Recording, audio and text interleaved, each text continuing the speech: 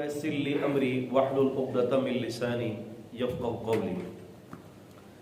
تمام قسم کی تعریفات، بزرگی اور بڑائی اللہ تعالیٰ کے لیے ہے، جو تمام کائنات کے اکیلے پیدا کرنے والے ہیں۔ نہ ہی اللہ تعالیٰ کی کوئی بیٹھک ہے، نہ ہی اللہ تعالیٰ کی ذات کا کوئی خلیفہ ہے، نہ ہی اس کا کوئی وزیر ہے، اور نہ ہی اللہ تعالیٰ کبھی بھی کسی سے کوئی مشورہ لیتے ہیں۔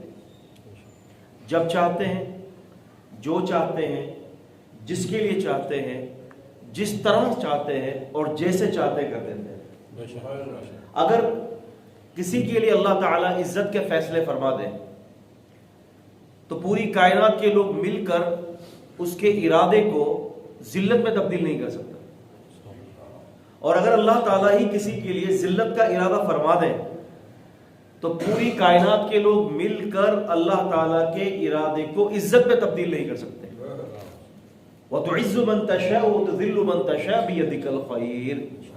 اللہ تعالیٰ جس کو چاہتے ہیں عزت سے مالا مال کر دیتے ہیں، اور جس کو چاہتے ہیں عزت سے ذلت عطا کر دیتے ہیں، اور کیونکہ ساری خیریں ایک اللہ تعالیٰ کے ہاتھ میں ہیں،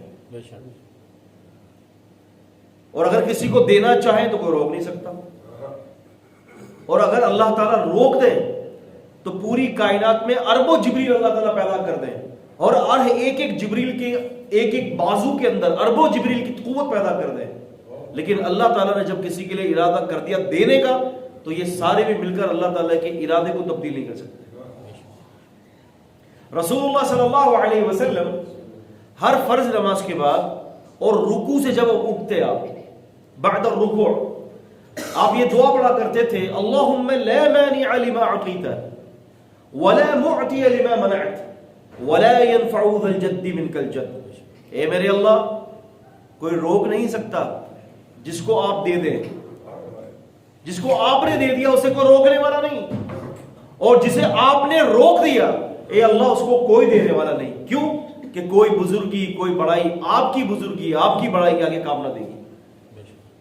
درود ہو، سلام ہو، رحمتیں ہوں، برکتیں ہوں جناب محمد رسول اللہ صلی اللہ علیہ وسلم پر، جن کو اللہ تعالیٰ نے پورے عالم کے لیے ہدایت بنا کر بھیجا، پورے عالم کے لیے، تمام مخلوقات کے لیے رحمت بنا کر بھیجا۔ اور سورہ انبیاء 21 کی سورت کی آیت نمبر 107 میں واضح اعلان کر دیا گیا، وَمَا أَرْسَلْنَاكَ إِلَّا رَحْمَةً لِلْعَالَمِينَ۔ ہم نے آپ کو تمام عالم کے لیے رحمت بنا کر بھیجا ہے۔ عالم نہیں، عالمین نہیں، جمع ہے، تمام عالم کے لیے۔ اب جتنے بھی عالم پل رہے ہیں ان تمام عالموں کے لیے رسول اللہ صلی اللہ علیہ وسلم کو اللہ تعالیٰ نے سراپا رحمت بنا کر بھیجا، اور آپ کی رحمت کا عالم یہ تھا کہ آپ صلی اللہ علیہ وسلم کی مبارک زندگی کو مطلق طور پر اللہ تعالیٰ نے سب کے لیے ہدایت قرار دی ہے، سب کے لیے ہدایت۔ آپ بیٹھے ہوئے ہیں، نبی کے وسلم کے طریقے کو اپنا لو، آپ کامیاب ہو جاؤ گے۔ جیسے نبی علیہ السلام بیٹھے ایسے بیٹھو گے تو بیٹھنے کا بھی اجر مل جائے گا۔ جیسے رسول اللہ صلی اللہ علیہ وسلم آرام کر رہے ہیں ایسے آپ آرام کر لو، آپ کو اس آرام کرنے کا اجر مل جائے گا۔ ایک آدمی دائیں کروٹ پر لیٹتا ہے اور دعائیں پڑھ لیتا ہے، اللہ تعالیٰ رات بھر اس کے لیے اجر لکھ دیتے ہیں۔ کیوں کہ بات یہ ہے کہ دائیں کروٹ پر لیٹنا اجر نہیں ہے، اجر نبی کے وسلم کے طریقے میں۔ جو رسول اللہ صلی اللہ علیہ وسلم ما اتاکم الرسول فخذوا، سورہ حشر 59 سورت کی آیت نمبر 7 میں فرمایا جو رسول دے اس کو لے لو، وما نهاکم عنہ فانتہوا، اور جس چیز سے رسول روکے اس سے باز آؤ۔ اب آپ صلی اللہ علیہ وسلم کی نبوت، کیونکہ میں نے زیادہ طویل بات نہیں کرنی، عربی کے اندر ایک مقولہ ہے کہ خیر الکلام قل ودل، بہتر بات وہ ہوتی ہے جو مختصر ہو لیکن جامع ہو۔ تو انشاءاللہ نحن نبدأ بحمد اللہ تعالی، ہم اللہ تعالیٰ کی حمد کے ساتھ جو ہے مختصر سے بات کریں گے، لیکن اس کے اندر کوشش یہ ہوگی کہ نبی کریم صلی اللہ علیہ وسلم کی ذات کے حوالے سے کچھ ایسی باتیں ہمیں مل جائیں کہ جو کہ ہم صرف مسلمانوں کو تبلیغ نہ کر سکیں، بلکہ ہم دنیا کے ہر مذہب کے پاس جا کر ہم نبی پاک صلی اللہ علیہ وسلم کے دین کی تبلیغ کر سکیں۔ اللہ کے نبی صلی اللہ علیہ وسلم کے حوالے سے متقدمین علماء میں انہوں نے بہت کچھ نبی پاک صلی اللہ علیہ وسلم کی خصائص کو ذکر کیا ہے.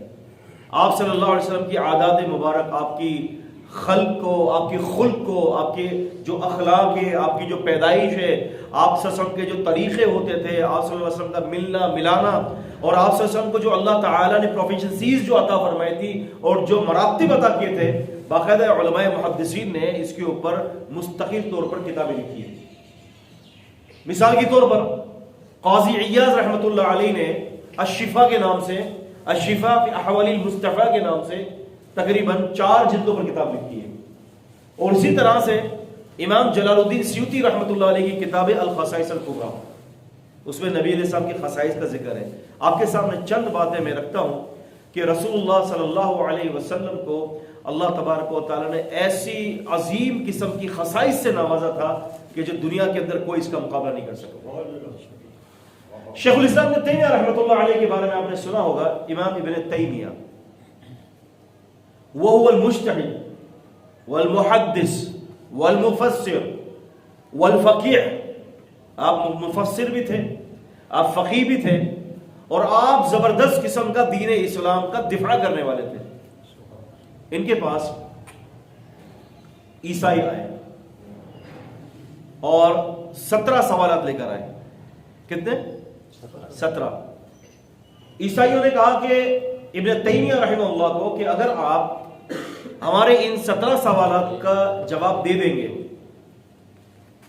اگر آپ ہمارے ان 17 سوالات کا جواب دے دیں گے تو ہم سارے مسلمان ہو جائیں گے.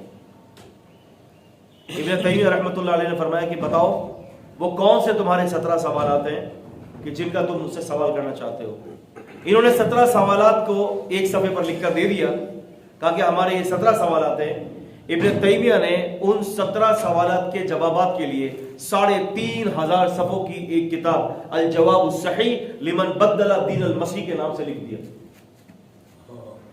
3500 صفحے جو موجودہ دور میں 5 جلدوں پر یہ کتاب شائع ہوئی ہے الجواب الصحیح کے نام سے. اچھا، سوال کیا تھا؟ سوال یہ تھا، انہوں نے کہا کہ یسوع مسیح جو ہے ہمارے یعنی عیسیٰ علیہ السلام مردوں کو زندہ کرتے تھے، ایسے ہی ہے؟ قرآن مجید نے سورہ مائدہ میں سورہ نمبر 5 کی آیت نمبر 10 میں ذکر فرمایا اللہ تعالیٰ نے وہ مردوں کو زندہ کیا کرتے تھے. عیسائیوں نے یہ کہا کہ اگر آپ کے نبی بقول آپ کے یسوع مسیح سے زیادہ فوقیت رکھتے ہیں، آپ کے نبی جو ہے یسوع مسیح سے زیادہ درجہ رکھتے ہیں، تو بتائیے آپ کے نبی نے مردے کو کب زندہ کیا ہے؟ اب ابن تیمیہ رحمۃ اللہ علیہ نے فرمایا کہ ہمارے نبی صلی اللہ علیہ وسلم کی تو فضیلتیں اتنی ہیں اور جو آپ کو خصائص اللہ تعالیٰ نے عطا فرمائے ہیں، قلم کے ذریعے کسی کاغذوں پر اس کو محفوظ کرنا یہ مشکل ہے. لیکن تم نے یہ سوال کیا کہ عیسیٰ علیہ السلام نے مردوں کو زندہ کیا اور آپ کے نبی نے کب کسی مردے کو زندہ کیا؟ تو ابن تیمیہ فرماتے ہیں کہ ہمارے نبی نے تو اس سے بڑا کام کیا ہے. اب سوال یہ پیدا ہوتا ہے کیسے؟ تو شیخ الاسلام نے تیمیہ رحمۃ اللہ علیہ نے جواب دیا کہ آپ کے نبی نے مردے کو زندہ کیا، یعنی اس کے مرنے سے پہلے اس کے جسم میں روح موجود تھی، ہے نا؟ ایک آدمی مرتا ہے تو اس کے ایکسپائر ہونے سے پہلے اس کے جسم کے اندر اس کی روح موجود ہوتی ہے. مرتا ہے، روح الگ ہو جاتی ہے، جسم اور روح الگ الگ، ٹھیک ہے؟ پھر عیسیٰ علیہ السلام کیا کرتے ہیں؟ اللہ کے حکم سے اس کی روح کو واپس اس کے جسم کے اندر لوٹا دیتے ہیں. ابن تیمیہ رحمۃ اللہ علیہ نے اپنی کتاب کے اندر الجواب الصحیح لمن بدل دین المسیح کے اندر فرماتے ہیں کہ یسوع مسیح نے صرف روح کا اعادہ کیا. کہتے ہیں کہ ہمارے نبی نے تو ایسا کام کر دیا کہ جس چیز کے اندر روح نہیں تھی اس کے اندر روح کو پیدا کر دیا. فرماتے ہیں کہ ایک کھجور کا تنا تھا، اللہ کے رسول صلی اللہ علیہ وسلم اس کھجور کے تنے کے سہارے پر خطبہ ارشاد فرمایا کرتے تھے. ایک کھجور کے سہارے پر خطبہ ارشاد فرمایا کرتے تھے.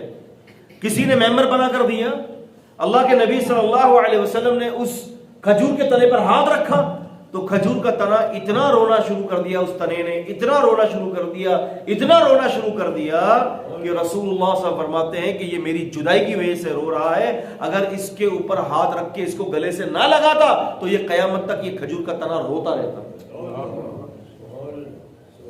شیخ الاسلام نے تیمیہ نے الجواب الصحیح کے اندر اور امام رازی رحمۃ اللہ علیہ نے التفسیر الکبیر کے اندر یہ جواب نقل کیا کہ اب بتائیے کہ آپ کے نبی نے تو صرف روح کا اعادہ کیا تھا، ہمارے نبی نے تو اس چیز کے اندر روح کو ڈال دیا اللہ کے حکم سے جس میں روح نہیں تھی، بتاؤ اب وہ بڑا کام رہا کہ یہ بڑا کام رہا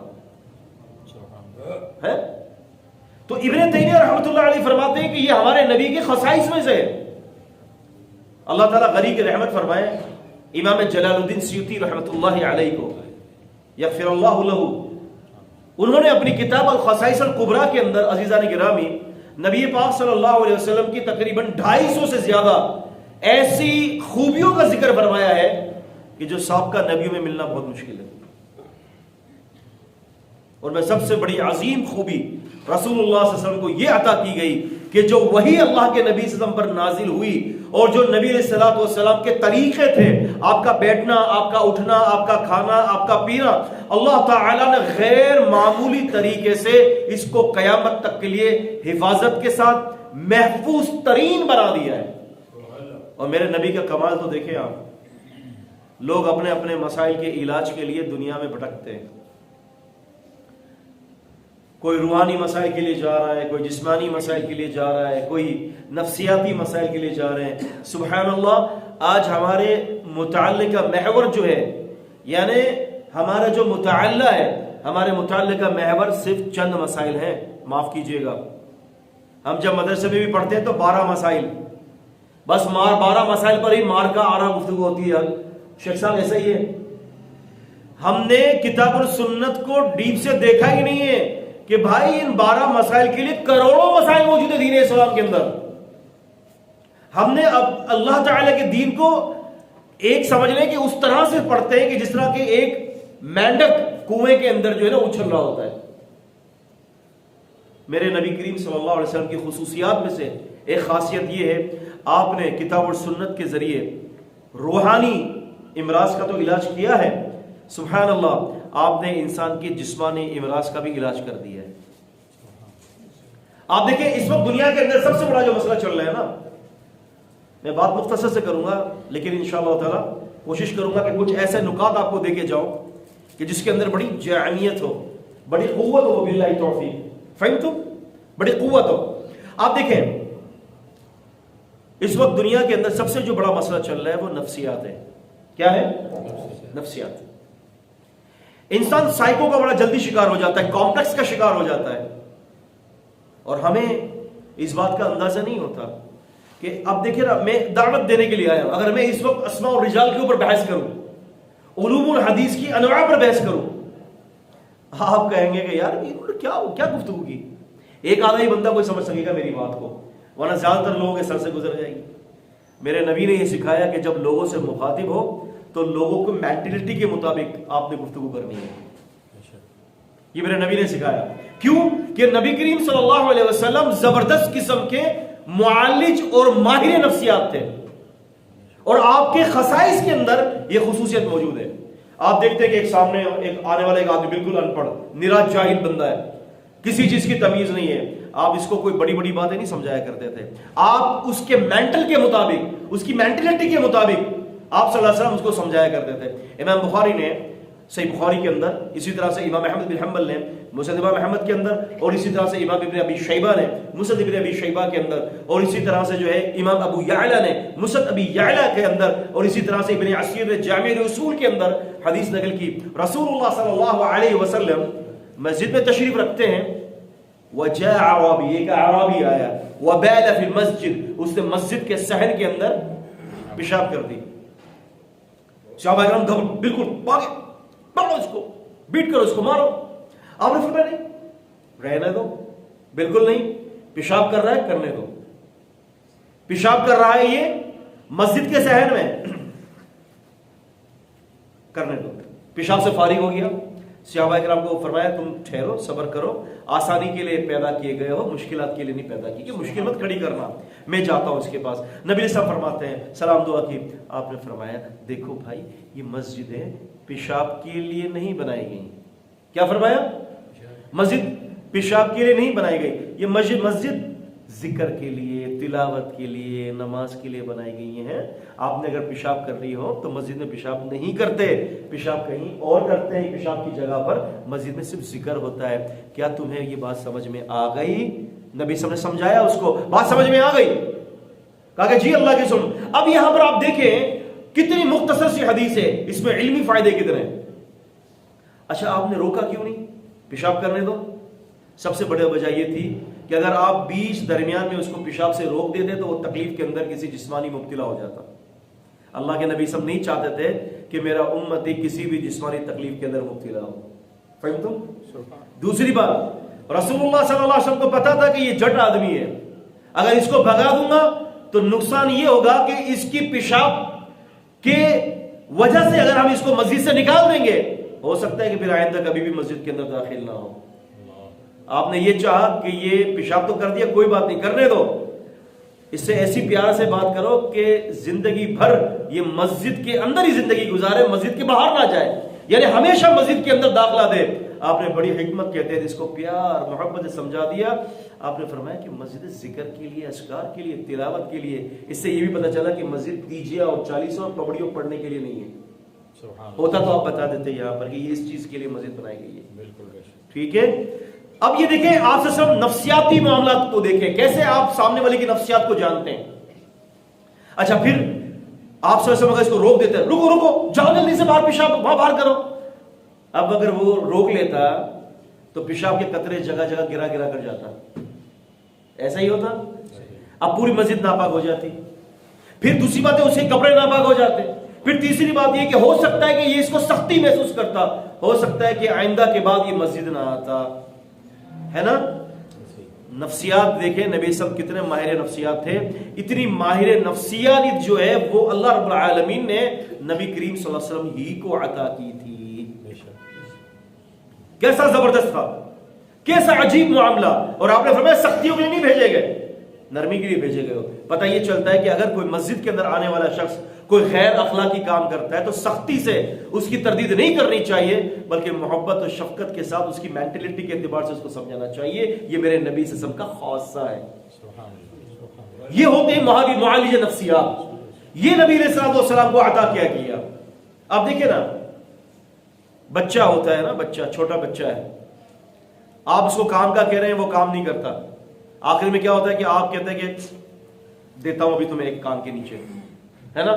کبھی کبھی کان مروڑ بھی دیتے ہیں، کبھی کبھی تھپڑ بھی لگا دیتے ہیں، کبھی کبھی غصے میں بھی آ جاتے ہیں۔ انس بن مالک فرماتے ہیں 10 سال رسول اللہ صلی اللہ علیہ وسلم کی خدمت میں رہا، 10 سال کا عرصہ گزارا۔ انس بن مالک فرماتے ہیں کاتبین وحی میں سے تھا میں، ہماری ناقص تحقیق کے مطابق 60 سے زیادہ نبی علیہ السلام کے کاتبین وحی تھے، ان میں سے ایک انس بن مالک تھے، اور قرآن لکھا کرتے تھے۔ دیگر جو خطوط دیگر زبانوں میں آتے تھے اس خطوط کا ترجمہ کر کے نبی علیہ السلام کو سناتے تھے۔ عمر چھوٹی تھی، بالغ نہیں تھے، اللہ کے نبی صلی اللہ علیہ وسلم نے 10 سال کے عرصے میں ان کو کسی کام پر بھیجا۔ اب یہ حضرت صاحب تشریف لے گئے، اب تھے تو بچے، راستے میں دیکھا کہ میلہ لگا ہوا ہے، میلے پر کھڑے ہو گئے، وہ اتنی دیر نکل گئی۔ اب اللہ کے سب فکر مند ہو گئے کہ یہ انس گیا کدھر۔ اب نبی صلی اللہ علیہ وسلم تلاش کرتے سیدنا انس بن مالک رضی اللہ تعالیٰ عنہ کو پکڑ لیا، آپ نے ان کو روک لیا اور دیکھا کہ وہ تو میلہ دیکھنے میں مصروف ہے اور کام کا تو وقت نکل گیا۔ پیار محبت سے کام کو پکڑا، انس کس کام کے لیے ہم نے آپ کو بھیجا تھا؟ اور یہ کہنے لگا اللہ کے سن میں تو یہاں پر کھیل تماشے میں لگ گیا۔ انس بن مالک فرماتے ہیں کہ 10 سال کے عرصے میں صرف آپ نے مجھے یہ جملہ فرمایا، انس ہم نے آپ کو کس کام کے لیے بھیجا تھا؟ اس کے علاوہ 10 سال کے عرصے میں اللہ کے نبی صلی اللہ علیہ وسلم نے کبھی یہ جملہ بھی مجھے نہیں فرمایا۔ اب اس تربیت، اس تعلیم، اس شفقت، بچے کی نفسیاتی خواہشات، بچے کی نفسیاتی معاملات کو پڑھنا اور اس کے ساتھ اس کو ہینڈل کرنا، یہ نبی علیہ السلام کا بڑا عظیم خاصہ تھا۔ دیکھیں نا، اللہ آپ کا بھلا کرے، امی عائشہ رضی اللہ عنہا سے پہلے جو نبی پاک صلی اللہ علیہ وسلم کا جو پہلا نکاح تھا، امی خدیجہ الکبریٰ رضی اللہ تعالی عنہا، اللہ تعالیٰ آپ کی خبر کو منور فرمائے. نبی پاک صلی اللہ علیہ وسلم کو انہوں نے ایک غلام خرید کر دیا. من ہوا مولا نبی صلی اللہ علیہ وسلم، من ہوا نہیں، مولا کہتے ہیں غلام کو. ان کا نام ہے زید رضی اللہ تعالی عنہ، زید بن حارثہ، جن کے ساتھ نبی صلی اللہ علیہ وسلم نے اپنی پھوپھی صاحب بہن سیدہ بلکہ اب ام المؤمنین ہو گئی ہیں زینب بنت جہش رضی اللہ عنہا کا نکاح کروایا تھا. اب سنیے گا، امی خدیجہ نے نبی پاک صلی اللہ علیہ وسلم کو کہا کہ اللہ کے رسول میری طرف سے آپ کو گفٹ ہے یہ غلام. اللہ کے نبی صلی اللہ علیہ وسلم نے قبول کر لیا. اچھا ہوا یہ تھا کہ یہ بڑے عزت دار خاندان کے تھے اور بڑے بہترین خاندان کے تھے اور بڑا خاندان تھا ان کا. کسی نے ان کو جو ہے وہ پکڑ کر جو ہے وہ منڈی میں بیچ دیا. اب ہوا یہ کہ جب ان کے والد حارثہ رضی اللہ عنہ کو پتہ چلا کہ میرا بیٹا تو مدینے کے اندر ایک نبی نے، ایک شخص نے نبوت کا دعویٰ کیا ہے اور ان کی خدمت کر رہا ہے اور غلامی کی زندگی میں بسر کر رہا ہے، تو سیدنا حارثہ اپنے بھائی کو لے کر سیدنا زید رضی اللہ عنہ کے پاس آئے. کہا کہ زید میں تمہارا والد، یہ تمہارا چچا، اللہ کے رسول کو کہا کہ آپ اس بچے کو ہمارے حوالے کر دیجئے، یہ ہمارا بیٹا ہے. آپ نے کیس سنا، معاملہ سنا، آپ نے بلایا زید، آپ کے والد تشریف لائے ہیں، آپ کے چچا بھی آئے ہیں، آپ اگر جانا پسند کرتے ہیں ہمیں چھوڑ کر، کیونکہ بظاہر طور پر جو ہے آپ غلامی کے اندر ہیں، آپ آزاد ہو جائیں گے یہاں سے جانے کے بعد، تو اگر آپ جانا چاہتے ہیں آپ اپنے والد صاحب کے ساتھ جا سکتے ہیں. رسول اللہ صلی اللہ علیہ وسلم نے جب یہ بات کہی تو کہا کہ زید رضی اللہ تعالیٰ عنہ کو کہا کہ زید چلو ہمارے ساتھ. زید بن حارثہ نے کہا کہ ابو جی بات یہ ہے کہ آپ مجھے لینے تو آئے ہیں لیکن آپ مجھے لے نہیں جا سکتے. پوچھا کیوں؟ کہا کہ یہ غلامی کی زندگی اللہ کی قسم مجھے پوری دنیا کی آزادی کی زندگی سے بہتر ہے، کیونکہ یہاں پر جو مجھے محبت اور شفقت نصیب ہے دنیا کے کسی مقام پر مجھے وہ نصیب نہیں ہوگی. میں آپ کے ساتھ نہیں جا سکتا، میں انہی کے پاس اسی غلامی کے اندر زندگی بسر کروں گا. کیا وجہ تھی؟ وجہ کیا تھی؟ وجہ یہ تھی کہ رسول اللہ صلی اللہ علیہ وسلم نے غلاموں کے ساتھ جو برتاؤ کیا ہے، ان کی نفسیات کے ساتھ جو برتاؤ کیا ہے، غلام سمجھتا تھا کہ ہمیں اللہ کے نبی نے جو فنڈامنٹل رائٹس جو ہمارے ڈیلیور کیے ہیں، ہمیں عطا کیے ہیں، ہمیں دیے ہیں، ہمیں پہچانا ہے اللہ کے نبی صلی اللہ علیہ وسلم نے، ہمارا سگا باپ بھی ہمیں وہ رائٹس نہیں دے سکتا جو محمد صلی اللہ علیہ وسلم نے ہمیں عطا کیے. یہ کیا تھا؟ یہ نفسیات. نبی علیہ السلام اپنے بیٹے کو کھلا رہے ہیں، بیٹے سے مراد آپ کی بیٹی کے بیٹے حسن اور حسین رضی اللہ تعالی عنہما کو کھلا رہے ہیں، محبت کر رہے ہیں اور ان کو سواری پر بٹھایا. سبحان اللہ و بحمدہ سبحان اللہ العظیم. ایک صحابی کا ایک معصوم سا بچہ آ گیا، غالباً وہ بچہ جو ہے وہ یتیم تھا، واللہ اعلم بالصواب. اب آپ صلی اللہ علیہ وسلم نے اپنے نواسوں کو بٹھایا، ان کے ساتھ کھیل رہے تھے. آخر وہ بھی تو بچہ ہے، نواسا تو نہیں تھا، اہل بیت میں تو شامل نہیں تھا. سبحان اللہ و بحمدہ سبحان اللہ العظیم. قربان جائے اللہ کے نبی صلی اللہ علیہ وسلم پر، آپ نے اس بچے کو بھی بٹھا کر اپنی سواری کے آگے بٹھا دیا. اور وہ بچہ اس کے بعد رسول اللہ صلی اللہ علیہ وسلم کا خادم بنا ہے. اور محدثین فرماتے ہیں کہ یہ اس لیے اللہ کے نبی نے کیا کہ اس معصوم بچے کی تعلیف قلب کے لیے کہ اگر تم میرے خاندان سے نہیں ہو تو کیا ہوا، تم میرے امتی ہو، تو ان کے لیے پیار ہے تو تمہارے لیے بھی پیار ہے. یہ بچوں کے ساتھ شفقت، آپ کی ان کی نفسیات کی تربیت کرنا تھا مقصود.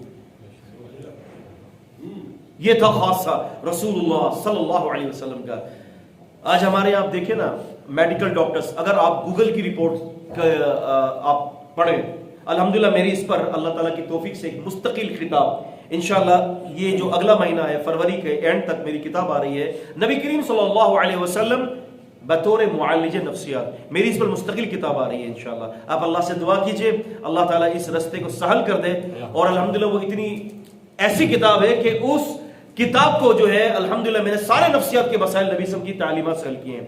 تو کہنے سے مراد یہ تھی کہ ہمارے ہاں جو ہے وہ ڈاکٹرز جو ہے وہ آپ کو پتہ ہے دنیا کا ایک اچھا پڑھا لکھا طبقہ کہلاتا ہے، لیکن اگر آپ تجزیاتی رپورٹ پڑھیں ورلڈ ہیلتھ آرگنائزیشن کے مطابق اس وقت دنیا کے اندر کثیر تعداد کے اندر ڈاکٹرز جو ہے وہ سوسائڈ کر رہے ہیں، پتہ ہے آپ کو، خودکشیاں کر رہے ہیں. لیکن آپ دیکھیں کہ دنیا کے اندر اگر سب سے کم بلکہ زیرو کے اندر اس کا فیصد اگر ہم دیکھیں تو وہ کون ہے کہ جو سوسائڈ نہیں کرتے، جو خودکشی نہیں کرتے، وہ مسلمان علماء ہیں. آپ نے کبھی نہیں پڑھا ہوگا کہ ایک مسجد کا امام، ایک مسجد کا خطیب، ایک عالم دین، ایک قاری قرآن، اس نے جو ہے وہ چھلانگ لگا کر پنکھے کے اندر لٹک کر خودکشی کر لی. آپ بالی ووڈ، ہالی ووڈ، لالی ووڈ، نالی ووڈ اور پاکستانی اور دنیا بھر کے ایکٹرز کو دیکھیں گے، آئے دن آپ کو خبر ملے گی اس نے سوسائڈ کر لیا. دنیا کی ساری رنگینیاں موجود ہے لیکن وہ سوسائڈ کر رہے ہیں. آپ ڈاکٹرز کو دیکھ لیں، وہ بھی سوسائڈ کر رہے ہیں. دنیا کا ہر طبقہ اس مصیبت کے اندر گھرا پڑا ہے. اللہ تعالیٰ نے اہل علم کو اس مصیبت سے محفوظ رکھا ہے. آپ دیکھیں نا کہ اگر ایک بندہ چارٹر اکاؤنٹنٹ ہے، 4 لاکھ روپے، میں نے ایک بندے سے ملاقات کی، سلام دعا ہوئی اور میں نے کہا کہ آپ کی کیا پیکیج ہے؟ کہنے لگا کہ شیخ صاحب 4 لاکھ روپے پیکیج ہے. میں نے کہا کتنے بچے؟ کہنے کہ 2 بچے ہیں، ایک ہی نکاح ہے، لیکن شیخ صاحب آپ دعا کیجئے بس میرے لیے. ہر مہینے کی 20 تاریخ تک پیسے ختم ہو جاتے ہیں اور میں پریشان ہو جاتا ہوں. بہت پریشانی ہے، بہت پریشانی ہے. 4 لاکھ روپے منتھلی اٹھانے والے کو پریشانی ہو رہی ہے. اور ایک امام صاحب سے ملاقات ہوئی، الذی یسکن فی کراچی، وہ جو کراچی میں رہتے ہیں.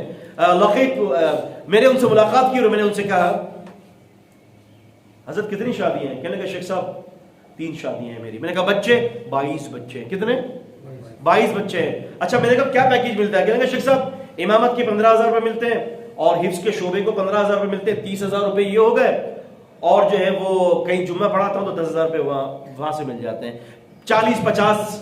میں نے کہا اچھا گزرو کب؟ کہ لگے شیخ صاحب اللہ تعالیٰ کا بہت شکر ہے، اللہ نے بہت دیا الحمدللہ، بہت اللہ تعالیٰ کا احسان ہے، بس دعا کیجئے. میں نے کہا اور کوئی خواہش؟ کہتے کہ دعا کیجئے ایک 4تھی شادی بھی ہو جائے میری. آپ دیکھیں یہ نبی علیہ السلام کی تعلیمات کا اثر ہے. یہ علماء پر نبی کریم صلی اللہ علیہ وسلم کی تعلیمات کا اثر ہے. حالانکہ اہل علم جو ہمارے یہاں ہیں یہ بڑی مسکینی کی زندگی بسا اوقات بسر کرتے ہیں، بڑے پریشان ہوتے ہیں. آپ ذرا پوچھیں ان کے گھروں کے حالات کو. ہم تو اپنی زندگیوں میں خوش ہوتے ہیں نا، کبھی ان کو بھی پوچھا کریں کہ ان کے دروازوں کے اندر کیا پرابلمز کریٹ ہو رہی ہیں. لیکن میں کہنے سے یہ بتانا چاہ رہا ہوں آپ کو کہ عزیز دوستو، رسول اللہ صلی اللہ علیہ وسلم نے جو تعلیمات دی ہیں اس تعلیمات کے اندر انسانی نفسیاتی معاملات، انسان کے اندر جو ہے وہ خود اعتمادی، انسان کمپلیکس کا شکار نہیں ہوتا، انسان جو ہے وہ کسی سے جو ہے وہ اپنے اندر گلٹی محسوس نہیں کرتا، انسان اپنے آپ کو کسی سے کمتر محسوس نہیں کرتا. آپ دیکھیں نا ایک بندہ کروڑ پتی ہے، ایک بندہ غریب ہے، ٹھیک ہے. اب وہ غریب کو یہ پیغام دیا نبی صلی اللہ علیہ وسلم نے، انظروا من هو اسفل منکم، اپنے سے نیچے دیکھ. نفسیاتی معاملات کو سدھارا جا رہا ہے، نفسیات کے اوپر بات ہو رہی ہے. یہ آپ کیا سمجھتے ہیں یہ حدیث؟ تم میں سے کوئی جو ہے آپ نے فرمایا کہ اپنے نیچے والے کو دیکھے، اوپر والے کو نہ دیکھے، ٹھیک ہے. یہ پوری نفسیات ہے. اس ایک حدیث کے اوپر الحمدللہ اللہ نے مجھ سے تقریباً 20-22 صفحے پر لکھوایا ہے ایک حدیث پر. کیوں؟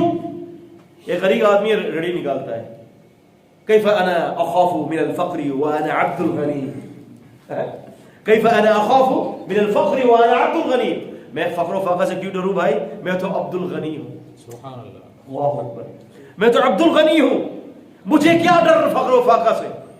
تو ریڑھی والا جو ہے نا وہ دیکھتا ہے کہ ایک بندہ محل ہے، اربوں پتی ہے. شریعت نے کہا کہ دیکھو ٹھیک ہے یہ تم سے مال میں زیادہ ہے نا، اب تم یہ دیکھو کہ اللہ تعالیٰ نے تمہیں اس سے زیادہ کوئی اور چیز عطا کی ہوگی، یا تو آپ کے پاس عقل زیادہ ہوگی اس سے، یا آپ کے پاس جو ہے اللہ پاک نے علم کی طاقت آپ کو اس سے زیادہ دی ہوگی، یا اللہ تعالیٰ نے آپ کو جسمانی قوت اس سے زیادہ دی ہوگی، یا اللہ تعالیٰ نے آپ کو تحریر کی طاقت دی ہوگی. یعنی کوئی نہ کوئی آپ کے پاس ایسی نعمت ہوگی جو اس کروڑ پتی کے پاس نہیں ہوگی جو آپ کے پاس ہے، اس خوبصورت کے پاس نہیں ہوگی جو آپ بدصورت ہے جو آپ کے پاس ہے. ایک صحابی تھے، مسند احمد کے اندر حدیث ہے، بس بات کو ختم کر لوں کہ ایک واقعہ سنا دوں. سنو اجازت. ایک صحابی تھے، غلام تھے، ٹھیلا لگا رہے تھے. بس احمد کی روایت ہے، ٹھیلا لگایا ہوا تھا، نبی سے پیچھے سے تشریف لائے. اب آپ صلی اللہ علیہ وسلم کا رویہ دیکھیں، ان غلاموں کے ساتھ، اور بظاہر اگر ہم کہتے ہیں دنیا کی تاریخ کی آواز چھوٹے لوگوں کے ساتھ، ہم کہتے ہیں چھوٹے لوگ، وہ ایک الگ بات ہے کہ اللہ تعالیٰ کے نزدیک اسٹینڈرڈ کیا ہے چھوٹے اور بڑے کا، یہ ڈفرنٹ ہے. آئے نبی صاحب پیچھے سے آئے، آنکھوں پر ان کے ہاتھ رکھ لیا، فرمایا پوچھو بتاؤ کون. اب وہ تھوڑا سا ہلنے لگے. اب نبی علیہ السلام کی ہتھیلی مبارک، صحابہ فرماتے ہیں کہ استبرق اور ریشم سے زیادہ نرم، ہتھیلی مبارک سے جو ہے مشک عنبر سے زیادہ خوبصورت خوشبو پھوٹتی تھی. اب وہ جب یہاں آنا تو پہچان لیا کہ یہ خوشبو تو نبی پاک کی ہے. انس بن مالک فرماتے ہیں کہ ہم گھروں میں ہوتے تھے اور ایک دم سے جو ہے وہ گلیوں سے خوشبو نکلتی تو ہم سمجھ جاتے کہ نبی پاک صلی اللہ علیہ وسلم کا گزر یہاں سے ہوا ہے. شمائل ترمذی کے اندر امام ترمذی فرماتے ہیں کہ امہات المومنین نبی پاک صلی اللہ علیہ وسلم کے پسینے مبارک کو ایک بوٹل کے اندر جو ہے وہ جمع کر لیتی تھی، اور جمعے کے روز اور دیگر جب بھی خوشبو کی ضرورت ہوتی تو نبی پاک صلی اللہ علیہ وسلم کا پسینہ لیتی اور اپنے جسم پر نبی پاک صلی اللہ علیہ وسلم کا پسینہ مبارک لگاتی تاکہ جسم جو ہے خوشبو سے معطر ہو جائے. فہمتم شباب رما فہمتم. اب آپ دیکھیں اللہ کے رسول صلی اللہ علیہ وسلم کی تعلیمات دیکھیں کہ کس قسم کی اعلیٰ تعلیمات رسول اللہ صلی اللہ علیہ وسلم کی. اب دیکھیں آپ وہ غلام صحابی پہچان لیا آپ اللہ کے نبی صلی اللہ علیہ وسلم ہے. پھر اللہ کے نبی صلی اللہ علیہ وسلم نے فرمایا لوگوں میں اس غلام کو بیچ رہا ہوں، کون ہے جو اس غلام کو خریدے؟ صحابی فرمانے لگے اللہ کے قسم چھوڑ دیں مجھے بیچنا، میں غلام دیکھنے میں بھی خوبصورت نہیں، نسب بھی نہیں، اور غریب قسم کا آدمی ہوں، مجھے کوئی خریدے گا نہیں. اللہ کے نبی نے دیکھا احساس کمتری کا شکار ہو رہا ہے میرا صحابی. ہم ہوتے ہیں نا اگر ہمارے ساتھ ایسی کوئی سچویشن ہو، ہمارے ہاتھ کے نیچے سے کوئی کام بولا، ابے یار چلنا ٹھیک ہے نا، ٹھیک ہے جا آگے جا کوئی بات نہیں، چلو ٹھیک ہے بس ختم. نبی صلی اللہ علیہ وسلم نے پڑھ لی اس کی نفسیات. کیا سمجھ رہے؟ نبی کریم صلی اللہ علیہ وسلم نے ان کی نفسیات پڑھ لی، اور نفسیات پڑھنے کے بعد کہتے ہیں اللہ کے بندے تمہارا درجہ تو اللہ کے نزدیک بہت بڑا ہے. بات ہی ختم کر دی. لو بھائی اب تم ان کی فکر نہ کرو، تم اپنے آپ کو دیکھو کہ تم جس جگہ پر کھڑے ہو تم اللہ کے نزدیک معتبر اور اللہ کے نزدیک بہت اعلیٰ مقام پر فائز ہو. صحابی خوش ہو گئے، اچھا ایسی بات ہے، لو بھائی پھر میں کیوں ایسا سے کم طریقہ شکار ہوں. اذان گرامی بہت لمبی چوڑی بات ہے، اس پر تو تقریباً آپ یہ سمجھ لیں کہ اثر ہو جائے گی اگر ہم اس موضوع پر بات کریں تو. بس یہی میری آپ کو نبی علیہ السلام کی فضیلت کے حوالے سے یہ ایک میں نے آپ کو ایک جہت دی ہے، ایک نیا رخ دیا ہے. نبی کریم صلی اللہ علیہ وسلم بطور معالج نفسیات، نبی کریم صلی اللہ علیہ وسلم بطور معالج نفسیات. دعا کیجئے اللہ تعالیٰ اس کتاب کو مارکیٹ میں لے آئے. اس کتاب کے حوالے سے انشاءاللہ تعالیٰ اسباب اور وسائل کی ہمارے پاس فی الحال کمی ہے، آپ اللہ سے دعا کر دیجئے اللہ تعالیٰ اس کے لیے کوئی ذریعہ بنا دے. ورنہ انشاءاللہ تعالیٰ جیسے ہی اسباب کی اللہ تعالیٰ بناتے ہیں انشاءاللہ اگلے مہینے وہ کتاب آپ کے ہاتھوں میں ہوگی. اس کے علاوہ میری ایک کتاب ہے صحیح بخاری اور بائبل، ایک تقابلی تجزیہ کمپیریٹیو اسٹڈی ہے. الحمدللہ آپ کے پنجاب میں 10 لوگ اس کے اوپر پی ایچ ڈی کرنے کے لیے تیار ہیں اس کتاب کے اوپر. اس کتاب کو پڑھ لیں گے انشاءاللہ آپ آرام سے عیسائیوں کو، ہندوؤں کو، دیگر مذہب کے لوگوں کو دین اسلام کی دعوت دیں گے. اس میں میں نے یہ ثابت کیا کہ بائبل قرآن تو قرآن صحیح بخاری کا بھی مقابلہ نہیں کر سکتے. 23 چیپٹرز ہیں الحمدللہ، 1-2 ہی نسخے رہ گئے ہیں، آپ یہاں سے لے سکتے ہیں مزمل بھائی کے پاس سے. اور یہ میری ایک کتاب ہے المسند فی نزول المسیح، عیسیٰ علیہ السلام کے نزول کے بارے میں جتنی بھی احادیث تھی اللہ تعالیٰ کے حکم سے میں نے اس میں جمع کیا ہے اور ثابت کیا ہے کہ دجال کا آنا بھی لازمی ہے، وہ بھی آئے گا، اور عیسیٰ علیہ السلام کا نزول بھی ہے. اس کے بارے میں ساری روایات کو تحقیق، تخریج اور فوائد و مسائل کے ساتھ جمع کیا ہے. اور امام نسائی رحمۃ اللہ علیہ کی کتاب الجمعہ جو ہے ایک عربی میں کتاب تھی جو لوگوں کو پتہ ہی نہیں ہے کہ ان کی ایک الگ کتاب تھی. اس کتاب کا مفقود الحمدللہ میرے پاس ہے نسخہ، میں نے اس کا ترجمہ کیا ہے عربی سے اردو، اور اس کے اوپر حکم لگایا ہے، اس کے فوائد دیے ہیں. یہ کتاب الحمدللہ یہاں پر سامنے موجود ہے. بس تقریباً کتابیں ختم ہو گئی ہیں. آپ کے پاس آنے سے پہلے میرے بھاولپور یونیورسٹی کے اندر جو ہے وہ پی ایچ ڈی اسکالرس کے ساتھ اور اساتذہ کے ساتھ میرا یہ محاضرہ تھا اور موضوع یہی تھا بخاری اور بائبل تقابلی تجزیہ. تو لہٰذا وہاں ساری کتابیں تقریباً وہ ہو گئیں اور باقی کچھ کتابیں ہیں تو آپ کے سامنے ہیں، آپ اس کو ضرور لیجئے، اس کو ضرور پڑھیں، انشاءاللہ تعالیٰ آپ کو بہت فائدہ ہوگا. یہ انہی باتوں پر اکتفا ہے، ساری خیر کی نسبت اللہ کی طرف ہے. کوئی کمی ہو، کوتاہی ہو، سہو ہو، بھول ہو، غلطی ہو، وہ میرے نفس کی طرف سے ہے، باقی ساری خیر اللہ تعالیٰ کی طرف سے ہے. اقول قولی ھذا استغفر اللہ لی ولکم ولسائر المسلمین. السلام علیکم.